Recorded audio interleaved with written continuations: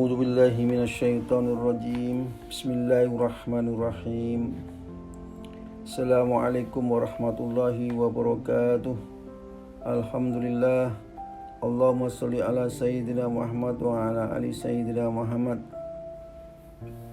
Kita akan membahas berikutnya kisah kepahlawanan perjuangan para penakluk. Giliran hari ini saat ini adalah Al-A'la bin Al-Hadrami.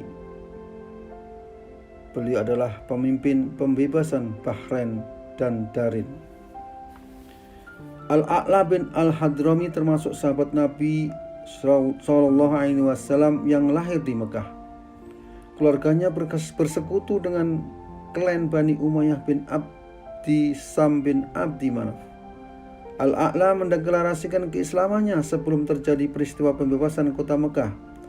Dia pernah diutus oleh Rasulullah Sallallahu Alaihi Wasallam untuk membawa sepucuk surat kepada Raja Bahrain, Al-Munzir bin Sawi, berisi ajakan untuk masuk Islam. Munzir pun menerima dakwah tersebut, masuk Islam dan cukup taat.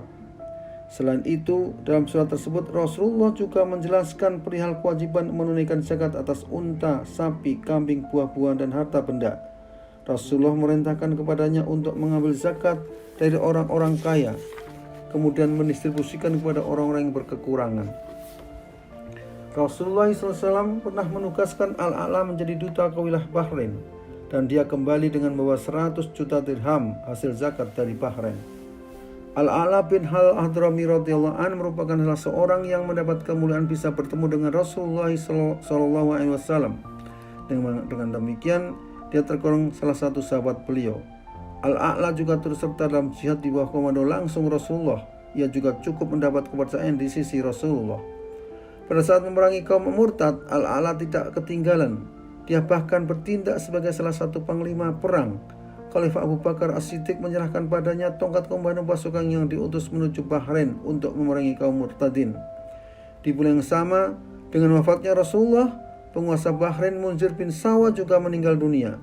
Sepeninggal rajanya, banyak penduduk Bahrain kemudian murtad, seperti yang terjadi di sebagian besar wilayah semenanjung Arabia. Al-A'la berangkat menemui Khalifah Abu Bakar untuk menyampaikan hal tersebut, tapi Khalifah rupanya sudah lebih dulu mengetahuinya. Abu Bakar memiliki kebijakan keras untuk memerangi kaum murtad yang melepaskan diri dari Khalifah Islam dan memproklamasikan nabi-nabi palsu.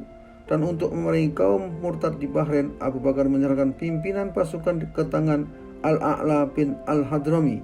Dengan segera ia bergerak menuju Bahrain. Ia melihat jalur Dahna, padang pasir yang menyeramkan.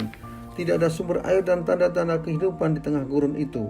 Al-A'la dan pasukannya harus menghadapi berbagai kesulitan yang cukup berat dalam menempuh perjalanan tersebut. Bahkan nyawa mereka menjadi taruhan. Namun karena Al-A'la bersama para sahabatnya adalah orang yang perkasa, mereka mampu menghadapi setiap rintangan dengan penuh keimanan dan kesabaran. Sampai pada akhirnya mereka bertemu dengan Jarud bin Ma'ali Al-Abdi bersama kaumnya, Bani Abdul Qais. Mereka masih konsisten dengan Islam karena yang kaum murtad mengepung mereka sampai kekuatan mereka lumpuh. Jarud adalah pemimpin Bani Abdul Qais pada tahun 10 Hijriah. Ia datang menemui Rasulullah SAW bersama kaumnya untuk menyatakan keislaman. Kedatangan mereka disambut hangat oleh Rasulullah dengan penuh kegembiraan, dan keislaman Jarud cukup baik. Tapi di tahun 21 Hijriah ia terbunuh di negeri Persia. Kita kembali lagi ke kisah Al-A'la bin Al-Hadrami yang sedang bergerak untuk menumpas kaum murtad serta menyelamatkan Bani Abdul Qais. Seluruh pasukan muslimin berkumpul dan menggalang kekuatan. Begitu pula dengan pasukan kaum murtad Bahrain. Mereka berusaha mengulur-ulur peperangan hingga sampai 1 bulan. Di tengah-tengah situasi tegang itu, pasukan muslim menerima berita tentang terjadinya keributan dalam pasukan kaum murtad. Al-A'la lalu mengirim mata-mata untuk menyelidiki kebenaran berita itu. Sang mata-mata lalu melaporkan bahwa pihak murtadin sedang mabuk-mabukan. Kesempatan emas itu tidak disia-siakan oleh Al-A'la. Segera pasukan muslim menyerang secara mendadak. Sebagian tentara kaum murtad terbunuh dan sebagian lainnya ditawan. Namun ada juga yang kabur ke pulau terdekat, Darin. Melihat hal itu, Al-A'la tidak tinggal diam. Dia terus melancarkan serangan keras sampai seluruh wilayah Bahrain takluk. Al-Ala bin Al-Hadrami akhirnya berhasil mengembalikan Bahrain ke pulukan Islam kembali. Perang Laut.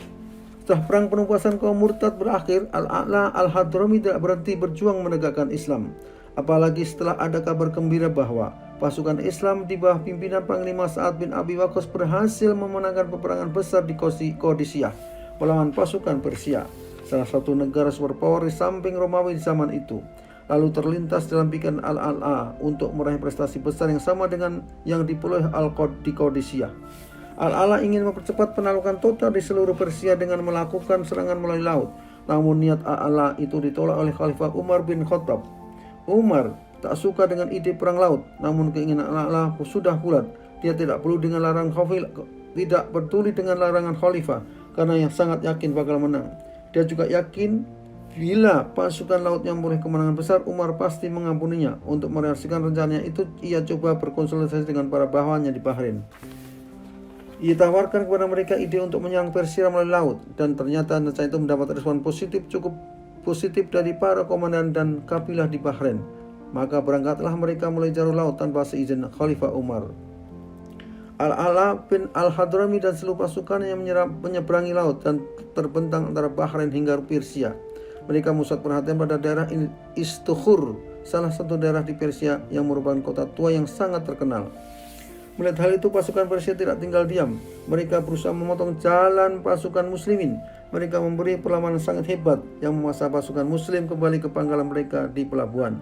Namun, pasukan Persia sudah mengepung tempat itu hingga pasukan muslim tak bisa kembali ke kapal-kapal mereka. Dalam posisi yang terjepit dan terkepung seperti itu, tidak ada jalan lain bagi Al-Ala dan pasukannya kecuali bertahan habis-habisan. Situasi genting itu sampai juga ke telinga Khalifah Umar. Maka ditugaskanlah Utbah bin Ghazwan, gubernur Basra, untuk memberangkatkan pasukannya dalam jumlah besar guna menyelamatkan Al-Ala bin Al-Hadrami dan pasukannya sebelum semuanya terlambat. Utbah mengirim tak kurang 12.000 personel militer ke Persia di bawah komando Abu Sabrah ibnu Abi Raham. Mereka berhasil menyelamatkan pasukan Al-Ala melalui pertempuran yang sangat sengit. Peristiwa ini terjadi pada tahun 17 Hijriah. Pasukan Al-Ala lalu kembali ke Bahrain dari Basra. Meski gagal dalam operasi militer ini, Al-Ala sukses menaklukkan daerah pesisir di pantai kekuasaan Persia. Dalam berbagai riwayat disebutkan setelah peristiwa itu, Khalifah Umar memecat Al-Ala bin Al-Hadrami sebagai gubernur di Bahrain dan menjatuhkan sanksi berat atas pelanggaran perintah yang dilakukannya. Tapi sumber lain menyebutkan Umar memerintahkan Al-Ala menyusul Sa'ad bin Abi Waqqas di Persia untuk berjihad bersama di bawah komando Sa'ad. Tapi ada riwayat lain yang menyebutkan bahwa Khalifah Umar memindahkan dia menjadi gubernur di Basra setelah wafatnya Utbah bin Ghazwan. Namun belum sampai di Basra, Al-Ala meninggal dunia di tengah perjalanan. Riwayat yang terakhir ini kiranya lebih kuat. Al-Ala bin Al-Hadrami meninggal pada tahun 21 Hijriah bertepatan dengan 664 Masehi dalam perjalanan menuju Basra, tepatnya di sebuah kawasan Bani Tamim. Semoga Allah SWT mencurahkan kasih sayang pada Al-Ala yang telah berusaha berijtihad, sang diplomat duta Rasulullah SAW yang penuh keikhlasan dalam berjuang, juga penuh keberanian. Wassalamualaikum warahmatullahi wabarakatuh.